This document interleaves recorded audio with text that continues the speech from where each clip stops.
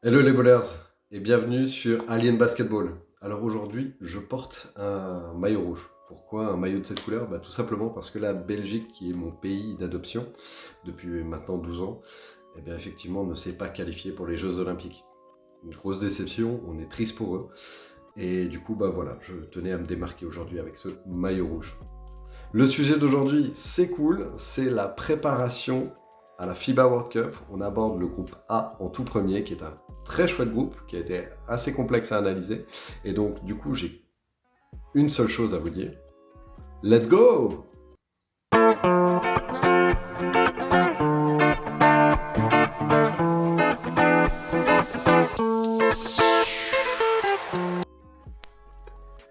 Commençons avec l'Angola, dont la star est Bruno Fernando. Il joue au Atlanta Hawks en NBA. Pas un énorme temps de jeu. Joueur plutôt grand, physique. Ils sont à la 39e place mondiale, l'Angola, et ils se sont qualifiés en terminant deuxième de leur groupe. Donc il faut savoir une chose, ils ont fait un changement générationnel et du coup ils se trouvent en manque d'expérience FIBA, et ça s'est vu lors de leur match de préparation.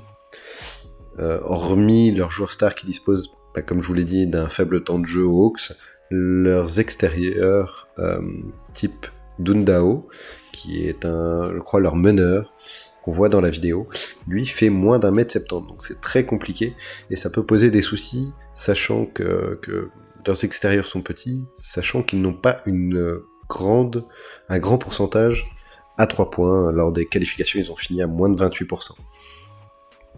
Donc bien qu'ils aient battu les Philippines lors de leur dernière participation, cette fois-ci les choses semblent vraiment plus compliquées pour eux.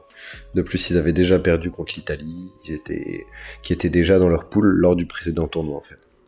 Donc leur préparation n'a pas été très convaincante, ils ont quasiment perdu tous leurs matchs. Pour moi, ça a été un peu une tannée de les regarder.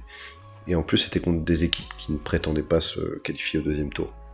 Donc ils pourraient avoir du mal franchement à rivaliser avec les autres équipes du groupe. Moi, je les vois quatrième.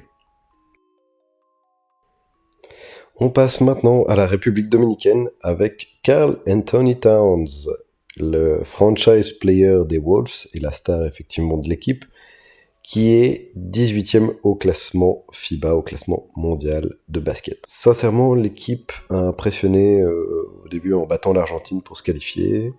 Ils ont Victor Liz, leur capitaine, qui dirige l'équipe franchement avec pas mal d'énergie.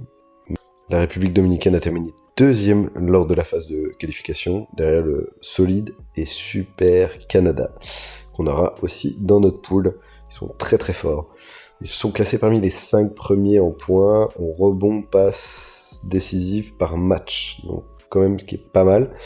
Et je pense que l'ajout de Karl Anthony Towns renforce leur chance, je pense, pour la Coupe du Monde. Après, il va falloir regarder comment il s'intègre dans l'équipe. Est-ce qu'il prend le lead de cette équipe?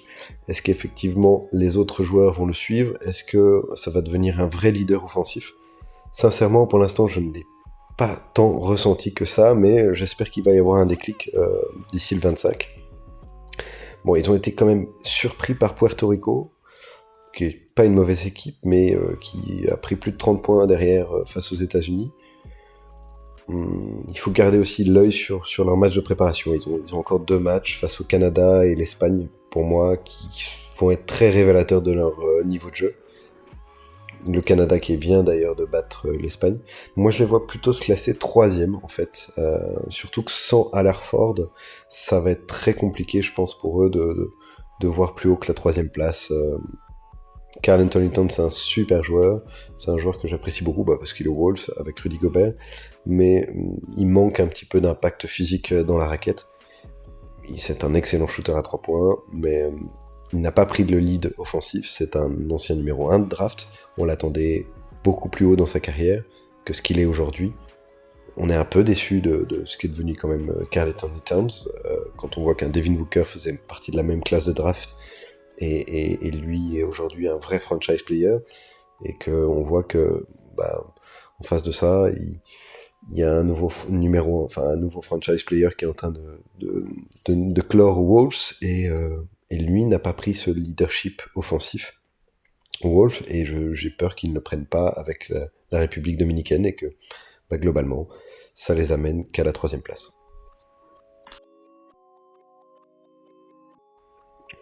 Alors attaquons maintenant avec les Philippines de Jordan Clarkson qui joue au Utah Jazz et qui est un ancien sixième homme, superstar, qui est très fort scoreur, qui fait partie maintenant du 5 majeur des Utah Jazz en NBA.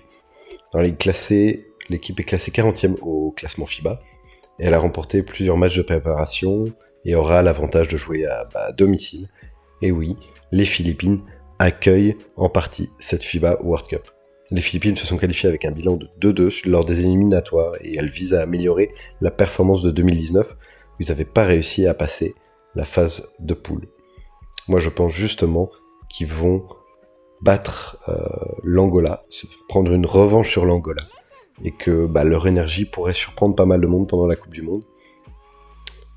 Et moi je suis un peu fou, moi j'espère en fait qu'ils vont carrément décrocher la deuxième place. Bon, ils ont battu l'Iran, le Sénégal en préparation sans un vrai Jordan Clarkson qui est l'image de cette Coupe du Monde, by the way. Nothing Else Matters, c'est lui qui fait la pub. Et donc je pense que sincèrement, avec un vrai Jordan Clarkson, on va certainement le voir sur leur dernier match face à la Côte d'Ivoire. Et je pense qu'ils peuvent aller chercher la deuxième place. Je suis assez fou pour le dire. On finit avec l'Italie, que vous aurez compris qui est mon équipe favorite, avec comme joueur star Fontecchio, sincèrement, qui joue au Jazz lui aussi, comme Jordan Clarkson, avec Jordan Clarkson d'ailleurs, des Philippines. C'est une équipe bien représentée comme les Wolves cette année à la FIBA World Cup. Alors, ils sont classés à la 10e place. Vous l'aurez compris, l'Italie est une équipe qui est équilibrée et qui a fini en plus avec une bonne fiche de 8-2, à égalité avec l'Espagne, première place de son groupe pendant les éliminatoires. Égalité avec l'Espagne, c'est quand même pas rien du tout. Et puis, moi je pense que elle a une attaque qui est relativement à haut régime, qui leur a permis de mener les qualifications en termes de points par match. Ils sont à 88,1 points par match durant la phase de qualification.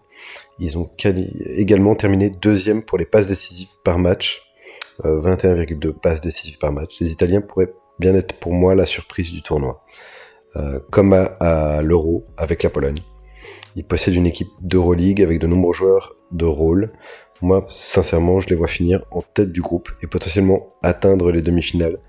Bien sûr, s'ils ne tombent pas sur la France entre-temps. Oui, pourquoi pas. Globalement, la France, on est la bête noire de cette équipe d'Italie qui ne nous a jamais vaincus sous l'air collé. Je crois que c'est 11 matchs, 11 défaites pour eux. Donc ça, voilà, on est leur grosse bête noire. Mais sincèrement, vous l'aurez compris, cette équipe d'Italie, moi, elle me fait plaisir à voir. Je prends beaucoup de plaisir à les regarder. C'est pour moi, parmi les vrais favoris de ce tournoi. Fontecchio, par exemple, c'est un joueur que j'adore. C'est un joueur qui est athlétique, qui est élégant. Voilà, donc vraiment très très forte équipe. Et alors, pourquoi c'est une de mes équipes préférées ? Pas seulement parce que j'apprécie énormément cette équipe d'Italie globalement pour ses qualités, mais aussi parce que je joue au basket avec des Italiens dans une équipe de basket avec globalement quasiment que des Italiens, et j'ai même le drapeau de l'Italie sur le maillot de basket. On s'appelle ASA P3 Italia. Donc ça doit forcément jouer sur mon jugement. Mais sincèrement, allez regarder cette équipe d'Italie, ils ont fait des super phases préparatoires. Ils ont battu, je crois, la Serbie, entre autres. Ils ont battu la Grèce, la Serbie. Super équipe, vraiment super équipe. Donc, je les place dans mes grands favoris de cette poule et du tournoi. Petit récap du coup, numéro 4, Angola, numéro 3, République Dominicaine, numéro 2, Philippines, et numéro 1, Italie. Merci d'avoir regardé cette vidéo. C'est le début de ce chouette projet. En tout cas, j'espère que ça vous a intéressé et que vous avez aimé cette vidéo. Si vous l'avez fait, n'hésitez pas à liker et à vous abonner. C'est hyper important pour moi. On se retrouve très vite pour le groupe B, le groupe C, etc. Puisque le but, c'est de pouvoir finir cette série de vidéos avant le début de la compétition. Encore merci à vous et à très bientôt. Et je n'aurai qu'une chose à vous dire pour le finish, les bowlers. Let's go! Alors j'ai juste une petite chose à rajouter, j'en profite en fait au moment où je fais cette vidéo, où j'enregistre cette vidéo, La République dominicaine est en train de jouer contre le Canada, qui pour moi est une de mes équipes favorites. Je vous expliquerai bientôt pourquoi. Et globalement, ils sont en train de gagner de quelques points. Bon, est-ce qu'ils vont gagner, ils vont perdre, on ne sait pas encore. Mais globalement, j'ai regardé un peu, le Canada a fait un très très mauvais match, ça peut arriver.